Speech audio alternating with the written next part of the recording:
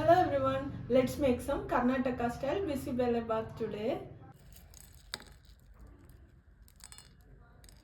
For this recipe, we need 1 part rice along with 1 part tur dal. Right now, I am making only 2 servings of it. So, I am taking half a cup of rice and half a cup of tur dal. Now, we need to wash it till the water runs clean. Let's soak this for about half an hour.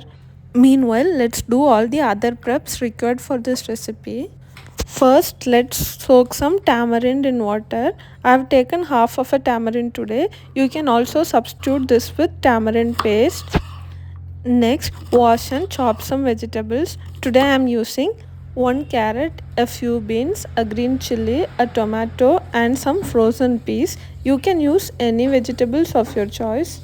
After half an hour, let's transfer the soaked rice and lentil to a pressure cooker.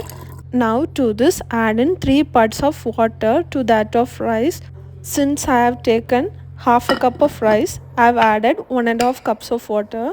Season this with salt and pressure cook for 4 whistles. After 4 whistles, turn off the flame and allow the pressure to release on its own. Meanwhile, let's prepare the tempering. In a pan, heat up 2 tablespoons of ghee. To this, add in few mustard seeds and cumin seeds.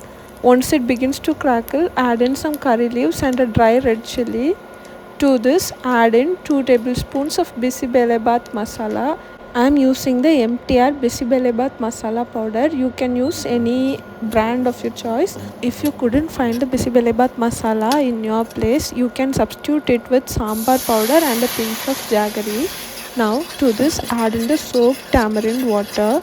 Once it begins to boil, add in the pressure cooked rice and vegetables.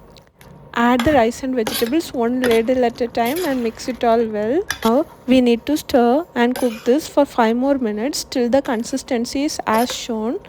It should be a little bit watery because once you turn off the flame it tends to thicken. So once it reaches the consistency as shown, you can turn off the flame and garnish this with some chopped coriander leaves. Now there are many ways to serve the BisiBeleBath. You can serve it as it is, or you can serve it with papad, you can serve it with raita. Today I'm plating it with some kara bundi, Karnataka style, and also along with some fryams. Serve this hot and enjoy. BisiBeleBath is a comfort food for many. I've stayed in Mysore for quite a while for my job training, and BisiBeleBath soon became my usual lunch.